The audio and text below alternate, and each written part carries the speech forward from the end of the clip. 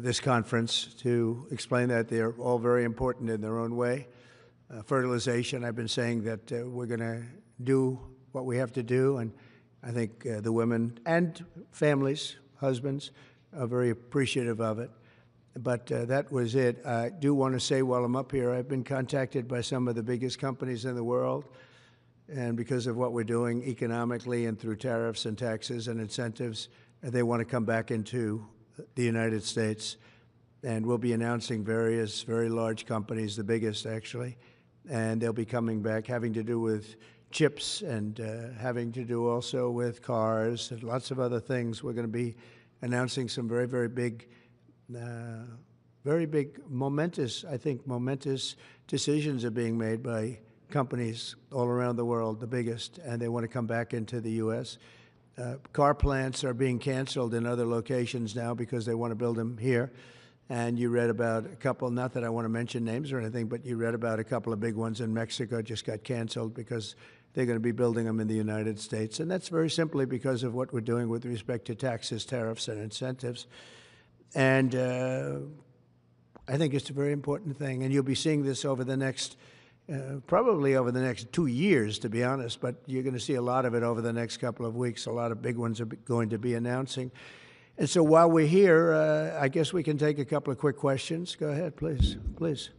Mr. President, have you decided specifically what the auto tariff rate should be? Yeah, I probably will tell you that on April 2nd, but it'll be in the neighborhood of 25%. What about semiconductors and pharmaceuticals? It'll be 25% and higher, and it'll go very substantially higher over a course of a year. But we want to give them time to come in because, as you know, when they come into the United States and they have their plant or factory here, there is no tariff. So we want to give them a little bit of a chance. Yes, thank you. The EU, Andrea Shalal, the EU representative is going to be here in Washington next week. Tomorrow. He's going to be meeting with Hassett and Greer and Letnick. What can the EU do to sort of avoid the reciprocal tariffs that you've talked about? And, you've talked a lot about the VAT. Do you expect them to reduce that? Well, they did already, as I understand it, reduce their car tariff all the way down to what we have. And a lot of that will take place, and I think some won't do it and some will do it. But the EU had a 10% tax on cars, and now they have a 2.5% tax, which is the exact same as us. So already we've saved a tremendous amount. That would be great. If everybody would do that, then we'd all be on the same playing field. Because essentially what we're doing with the tariffs is, they charge us, we charge them, same amount. And it's called reciprocal, actually. And whatever they charge us, we're charging them. And so the EU is, I appreciate that they did this, but, the EU has been very unfair to us. We have a deficit of $350 billion. They don't take our cars. They don't take our farm products. They don't take almost anything. They take very little. And we're going to have to straighten that out. And we will. I have no doubt about it. Yeah, go ahead, please.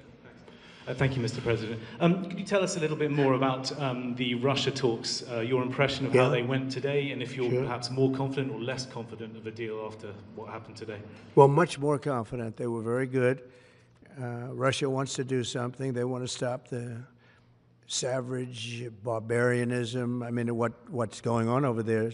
It's soldiers are being killed by the thousands on a weekly basis. It's ridiculous.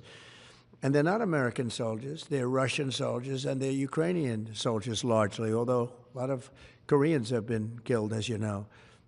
Quite a bit of them have been killed. They came over to fight, and a large portion have been wiped out. But we want to end it. It's a senseless war. It should have never happened, would have never happened if I was president, and it's a shame to see it. And I see pictures that you don't see, but I see pictures of fields that look just horrible. It looks like Gettysburg. If you see the old pictures of Gettysburg, it's soldiers lying all over the field, body parts all over the field. They're all dead.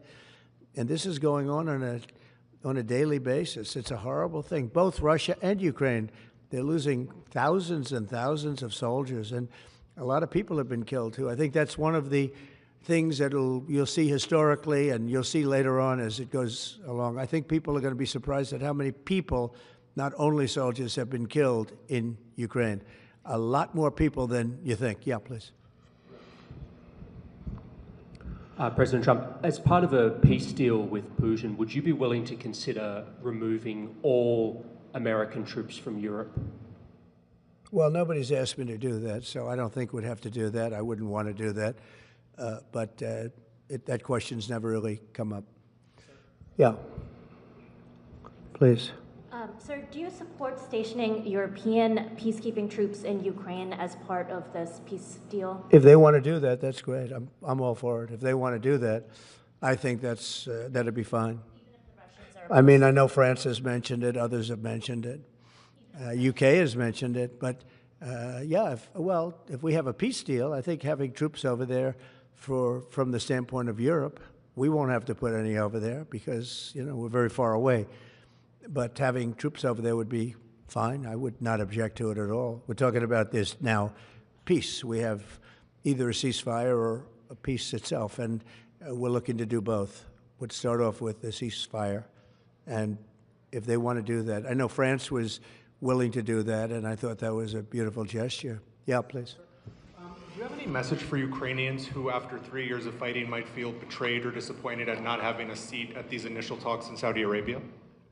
Well, I think I'm really disappointed in what's happened. I've been watching this for 3 years. It's a war that would have never happened if I was president, and I've been watching these people being killed at levels that you've rarely seen, not even close, since the Second World War.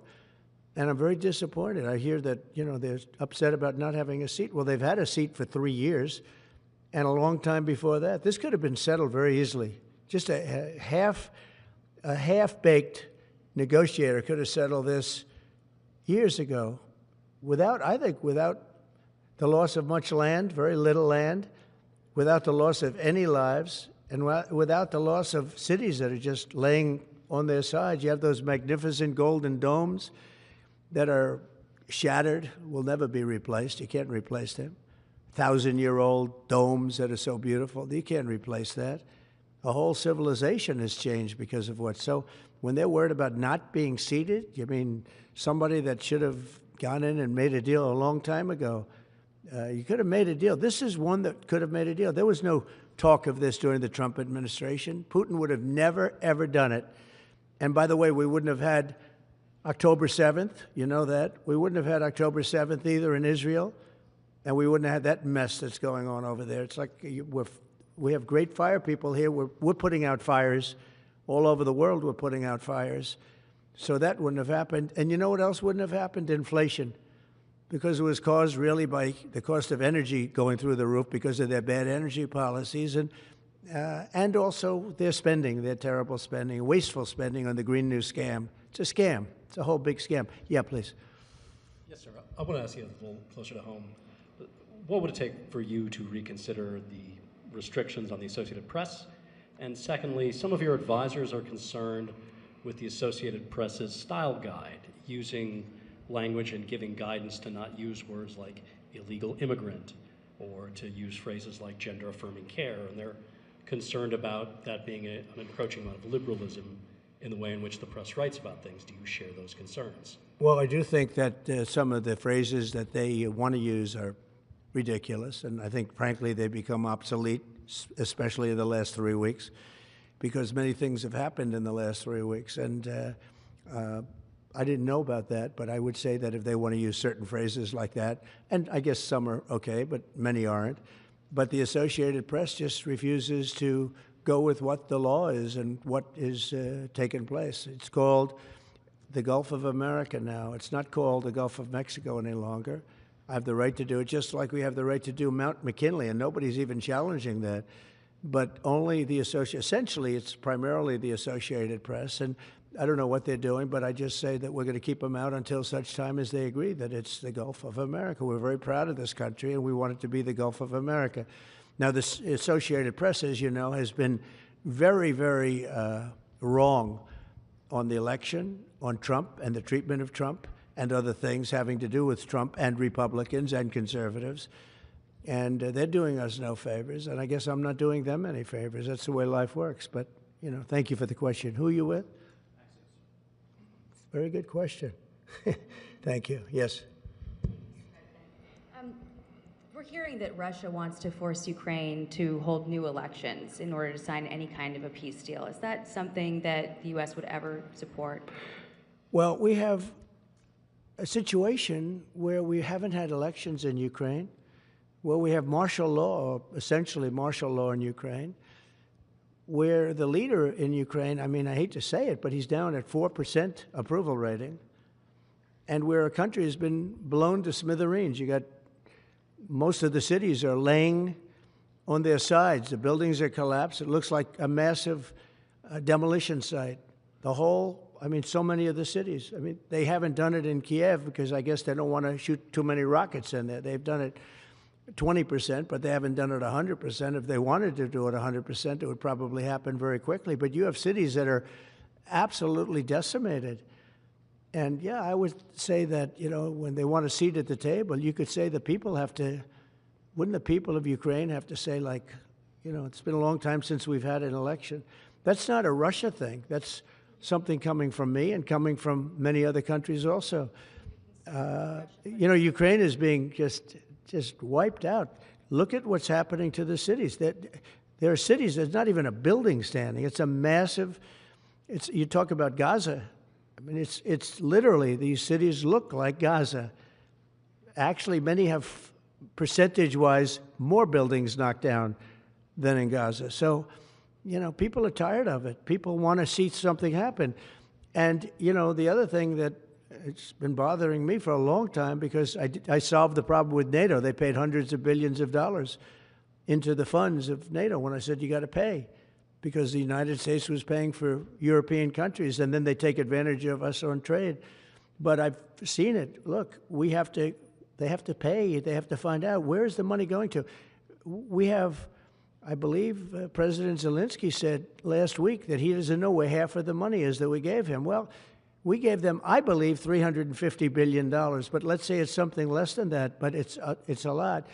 And we have to equalize with Europe, because Europe has given us given a very much smaller percentage than that. I think Europe has given $100 billion, and we've given, let's say, 300 plus, and it's more important for them than it is for us. We have an ocean in between, and they don't. But where is all the money that's been given? Where is it going? And nobody, I've never seen an accounting of it. We give hundreds of billions of dollars. I don't see any accounting. So I want to see peace. Look, you know why I want? Because I don't want all these people killed anymore. I'm looking at people that are being killed, and they're Russian and Ukrainian people, but they're people. Doesn't matter where they're from on the whole planet. And I think I have the power to end this war. And I think it's going very well. But today I heard, oh, well, we weren't invited. Well, you've been there for 3 years. You should have ended it 3 years. You should have never started it. You could have made a deal.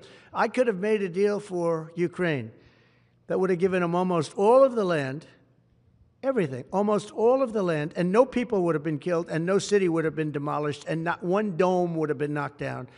But they chose not to do it that way. And President Biden, in all fairness, he doesn't have a clue. What he was so bad for this. He was so bad, so pathetic. It's so sad.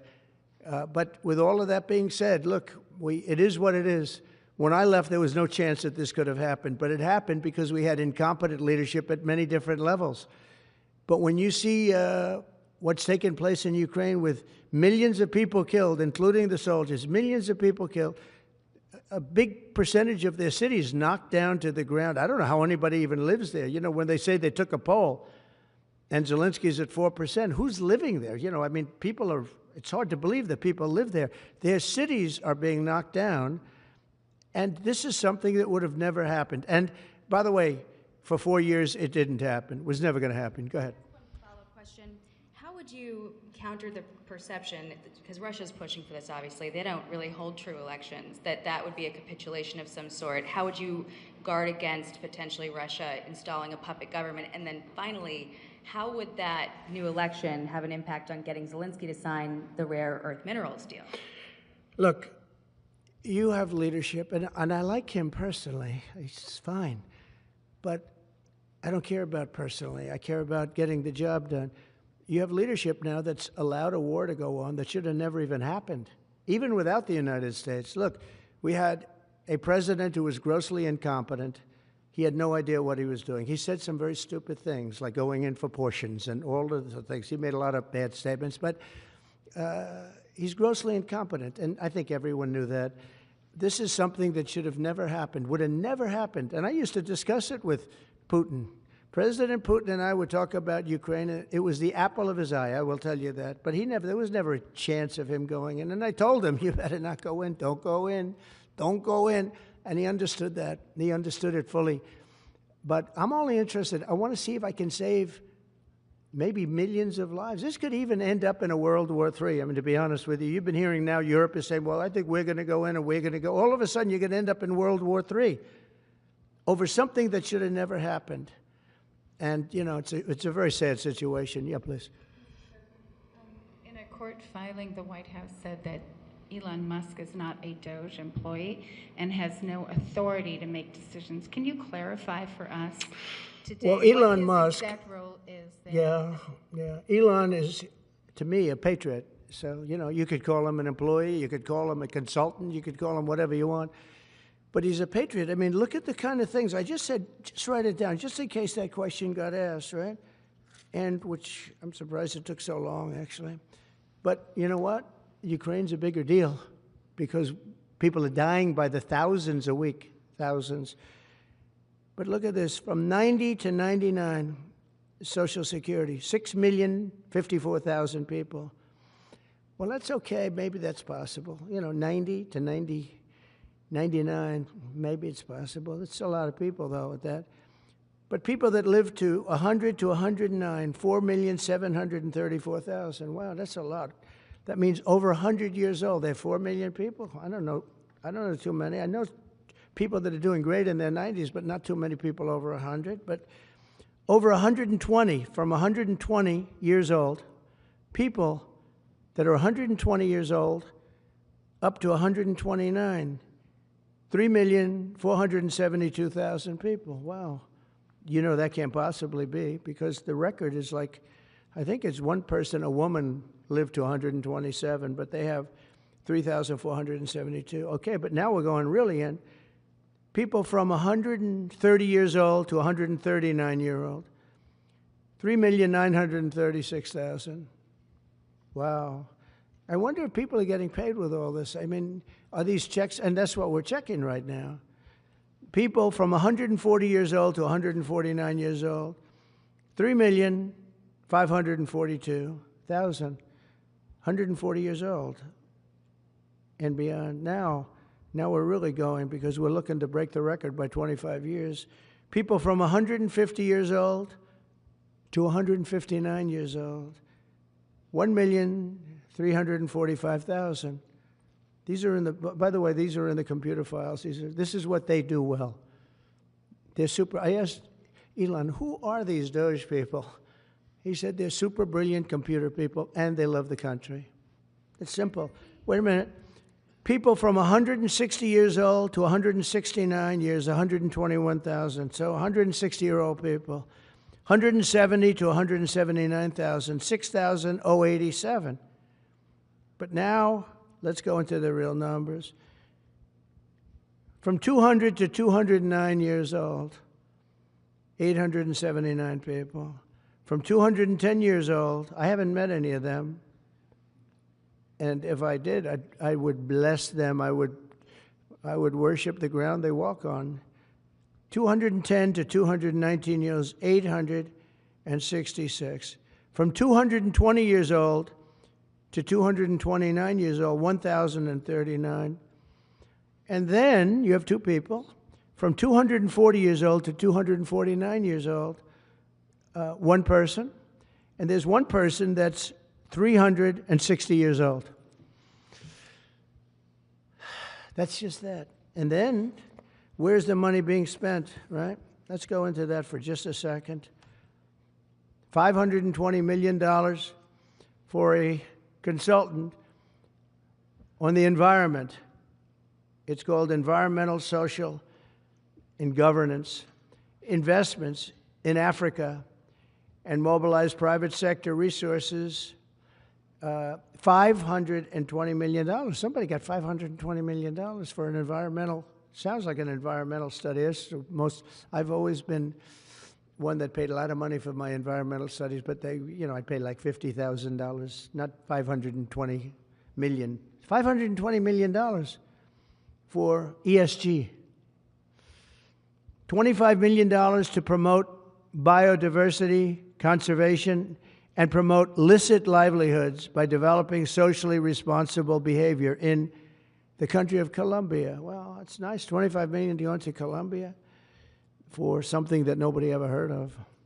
$40 million to improve the social and economic inclusion of sedentary migrants. $40 million. $42 million for Johns Hopkins, great place, to research and drive social and behavior change in Uganda. $42 million. What about us? What about social change in our country? $70 million for a center at Purdue to research university-sourced, evidence-based solutions to developmental challenges. I mean, these are massive numbers on things that nobody ever heard about. $10 million for Mozambique voluntary medical male circumcisions. $10 million for circumcisions in another country. $9.7 million for UC Berkeley to develop a cohort of Cambodian youth with enterprise-driven skills. In other words, let's teach them something about enterprise. What about our people? Can't we teach them about enterprise? $2.3 million for strengthening independent voices in Cambodia. $32 million to the Prague Civil Society Center, which is a very liberal group of people. Wonder how much of that money came back to the people that approved it. $14 million for improving public procurement in Serbia. $486 million to the Consortium for Elections and Political Process Strengthening, including $22 million for inclusive and participatory political process in Moldova, and $21 million for voter turnout in India. Well, why are we giving $21 million to India? They got a lot of money. They're one of the highest taxing countries in the world in terms of us. We can hardly get in there because their tariffs are so high. I have a lot of respect for India. I have a lot of respect for the Prime Minister. He just left, as you know, 2 days ago. But we're giving $21 million for voter turnout. It's voter turnout in India. What about like voter turnout here? Oh, we've done that, I guess. We did $500 million, didn't we? It's called the lockboxes. $20 million for fiscal federalism in Nepal. Listen to these numbers. This is all fraud. $19 million for biodiversity conservation in Nepal. $1.5 million for voter confidence. We want to give them confidence in Liberia. $14 million for social cohesion in Mali. $2.5 million for inclusive democracies in South Africa. $47 million for improving learning outcomes in Asia. Asia's doing very well. They're doing a lot better than we do in the schools, aren't they? $2 million to develop sustainable recycling models to increase socioeconomic cohesion among marginalized communities in Kosovo and Eskali and in Egypt. We're talking about hundreds of billions of dollars. I could, by the way, I could read this all day long. I could go on all day long, and you'll see hundreds of billions of dollars, and we're doing it. But when I saw the Social Security numbers, I said, wow, that's really something. So we have, let's just go above 100 years old. We have millions and millions of people over 100 years old. Everybody knows that's not so. We have a very corrupt country, and it's a sad thing to say, but we're figuring it out. Now, the good thing about Social Security and what I read is if you take all of those numbers off, because they're obviously fraudulent or incompetent, but if you take all of those millions of people off Social Security, all of a sudden we have a very powerful Social Security with people that are 80 and 70 and 90, but not 200 years old. You know, so it's a very positive thing. How about over here? Yeah, please. Your reaction to Michelle King, the head, resigning after the Doge? Who resigned? The head of Social Security. I don't know. I mean, I resigned or got fired? I think got fired. You know, when you fire somebody, they always resign, and then they say, we resigned. But when you have numbers like that, I think really it's got fired. They have to get fired. Who would keep them? How could you have numbers like this? Now, the big thing is, how many of these people got paid? Were they getting paid? Were they getting paid? How many of them were getting paid Social Security? Because if that's the case, it's a massive fraud. We'll have to call those great Palm Beach police into this situation, right? You guys would figure that out very quickly. But how many of them are being paid? I mean, maybe millions of them, but it's a total fraud. Also, a lot of illegal immigrants are in Social Security that shouldn't be there. Yeah, please, go ahead. Mr. President, there was a big wave of probationary federal workers who were fired over the weekend. Some of these workers focused on nuclear weapons security were immediately rehired. Do you have any concerns about how these terminations have played No, out? not at all. I think we have to just do what we have to do. It's, you know, you're going to, it's amazing what's been found right now. It's amazing.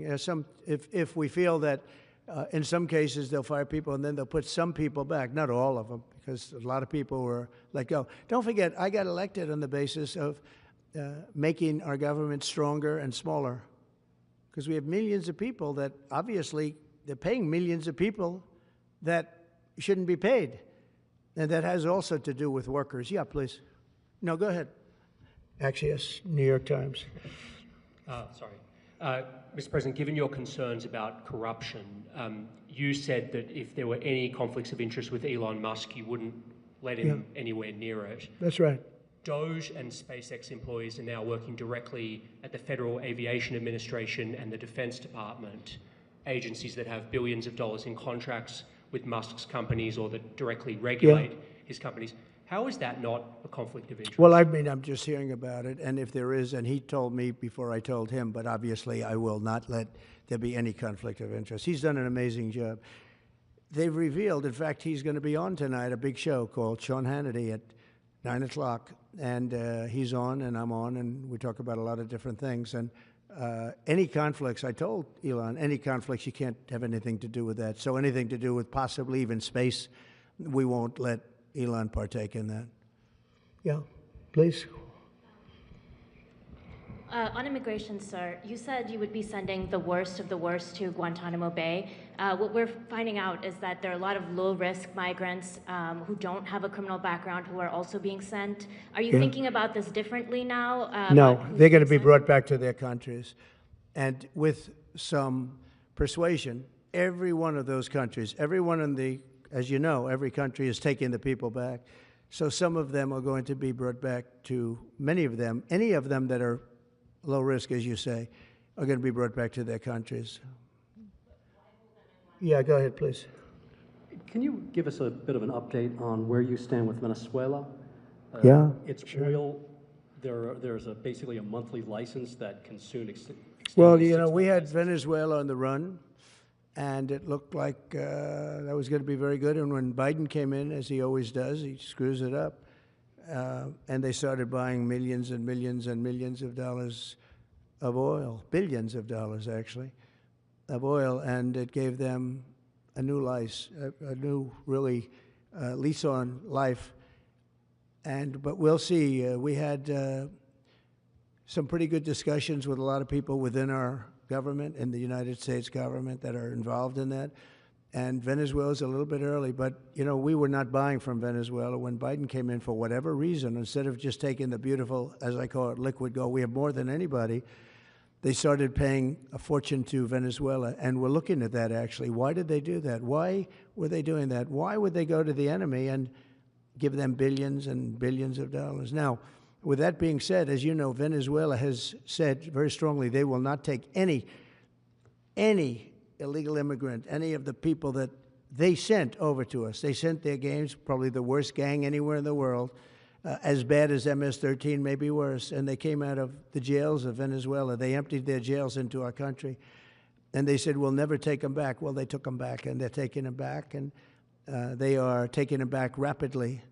They were sending a lot of people to Venezuela. They said they wouldn't take them back, and they are taking back.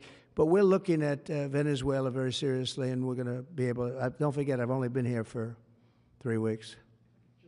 Yeah, please. Just a little clarity on, are you inclined to continue to allow Venezuela, through I think Chevron and other oil companies, to export those petroleum products, or are you Maybe inclined not. to pull back on Yeah, maybe not. We're looking at that now. I just got here. When I left, they weren't doing anything. They were ready to go. We give up. And then Biden came along and he gave them literally billions of dollars. I couldn't believe it, actually. And we have so much under our feet, liquid gold. We have so much, and it was pretty amazing. So we're looking at that whole situation, why he did it. All right, how about one more? Yeah, please. Thank you, Mr. President. What can you tell us about the CIA drone flights over Mexico? Is this the next step in the war against the cartels? Well, we're going to see. Should they have authority to take lethal action? Mexico's allowed a tremendous number of people to go through their country into ours, and even people coming from Mexico, and illegals, totally illegal.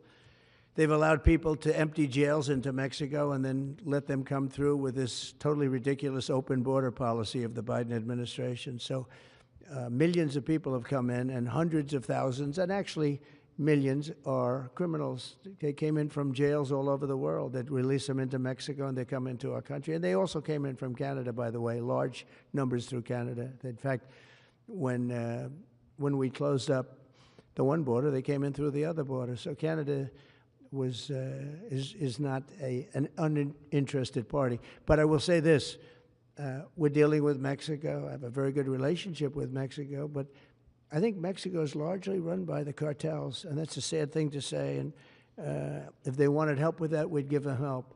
But Mexico, if you look at what's gone on with Mexico for years now, but now especially, it's run by the cartels. And they've allowed millions of people to come into our country from jails and prisons of other countries from all over the world, not just South America, Africa, Asia, all over, a lot from the Congo in Africa, a lot.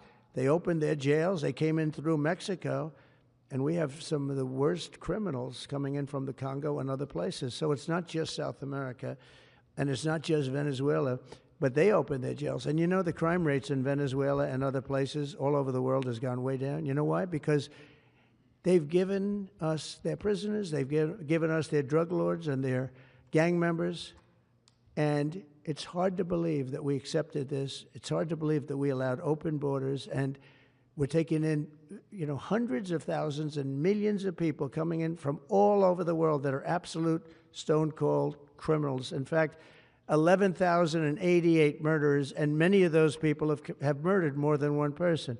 Why are they giving us these people, and why are we taking these people under Biden? You know, you had a border czar that never went to the border. Happened to be a vice president, never went to the border, never called the border people. I call them all the time. I speak to them all the time. But here's the good news. We have the most secure border we've ever had right now. As secure and even more secure than I had it 4 years ago. And the Border Patrol is doing incredible. ICE is doing incredible. Tom Homan's unbelievable, and Kristi Noem has been just working very, very hard, very, very hard. And we have the best numbers we've ever had, and we're going to keep it that way. And we're going to find out how a thing like this could have happened to our country, because who would allow this to happen? What they've done to our country is so sad. Thank you very much. Thank you.